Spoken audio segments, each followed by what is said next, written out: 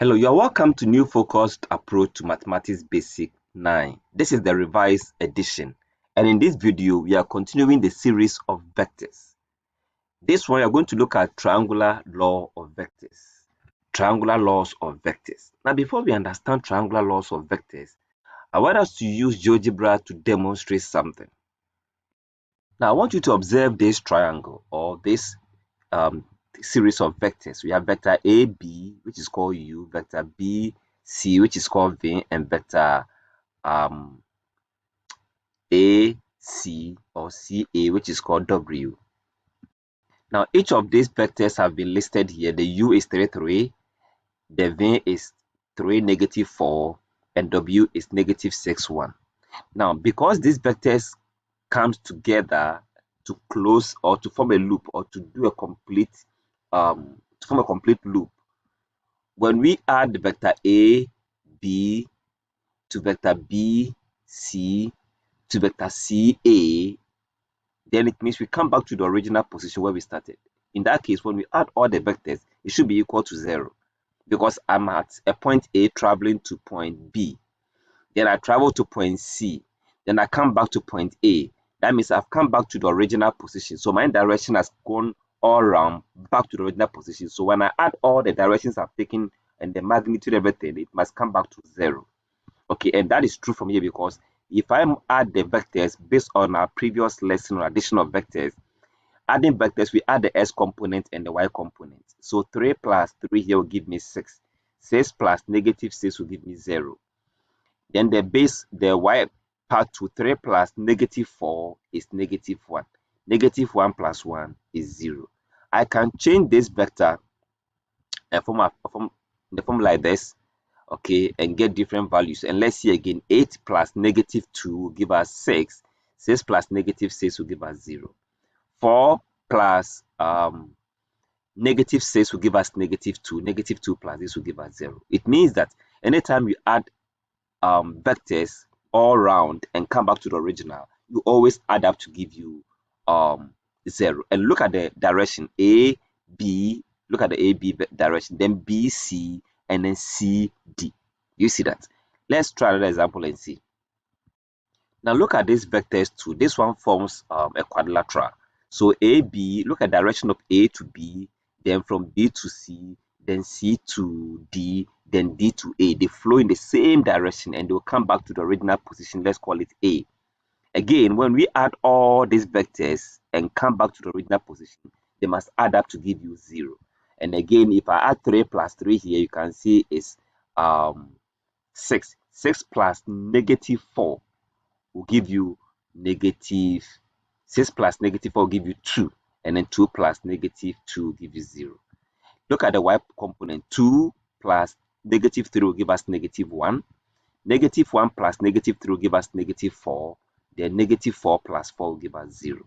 And again, if I change the orientation of these vectors and I generate new kinds of vectors, or let me just put it this way.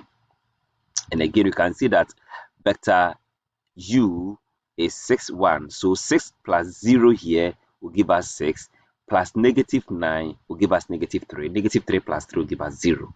And then again, 1 plus negative 4 will give us negative 3. Negative 3 plus 2 will give us negative 5. And negative 5 plus 5 will give us 0. And so we always add to get 0. But if at the point one particular direction go opposite, for example, I'm going A, B, B, C, C, D, and instead of going DC and DA and I get AD, then it means I have to negate that part. Let's see example. Let's look at this vector. Here we have AB and then BC. So that means if I add AB to BC is possible. But then coming to CA, it rather tend to AC, which means it becomes negative of it. But in each case, if it's negative and I come back to the A, everything must add up to give you 0.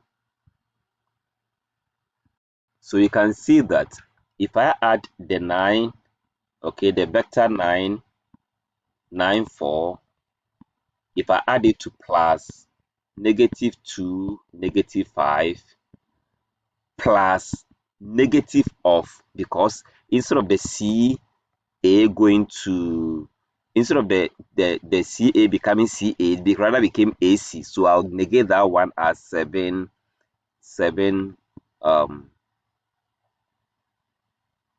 negative 1. Now let's see the addition of all this. Check what will happen. 9 plus negative 2 will give us negative 7. Negative 7 plus, no, 9 plus negative 2 will give us 7. 7 plus negative 7 will give us 0 here for the S component. 4 plus negative 5 will give us negative 1. Negative 1 plus negative 1 will give us 0. Then again, we see that everything comes back to A as 0. Now take note of this very well. So in the nutshell, what we are trying to say is that if you look at the direction of this vector here, it is OA. Plus, look at the direction of this, OB.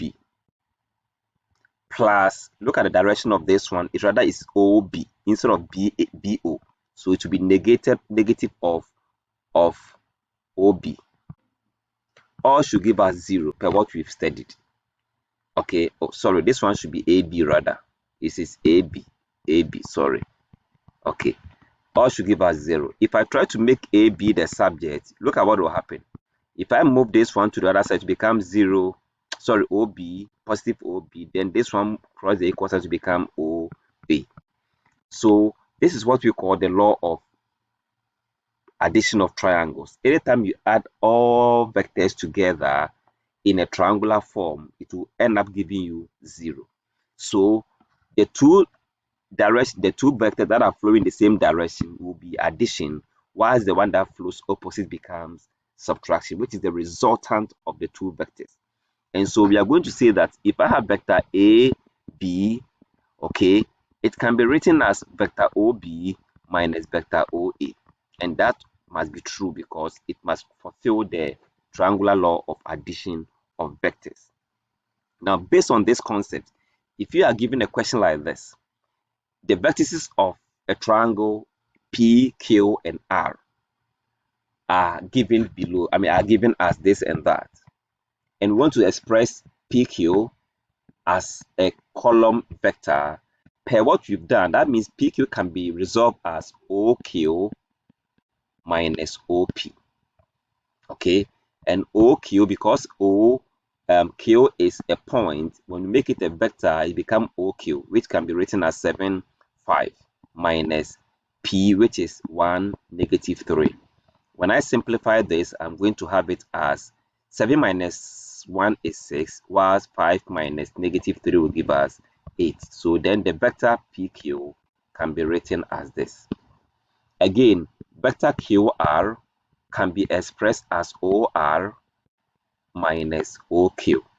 Do you get it? And so OR is R is given as negative 3, 5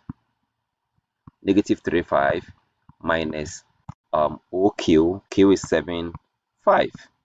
Okay, again, if you simplify this, we are going to have negative 10, and then 5 minus 5 will give us 0.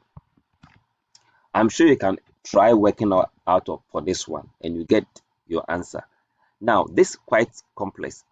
I'll be happy if you can go back and start watching the video again and again and again to understand the GeoGebra demonstration, so that you'll be able to understand the farther we've been able to reach. I'm very sure this has been of great help to you to understand the triangular law of vectors. You can go ahead and solve more questions in the textbook. Thanks so much for watching.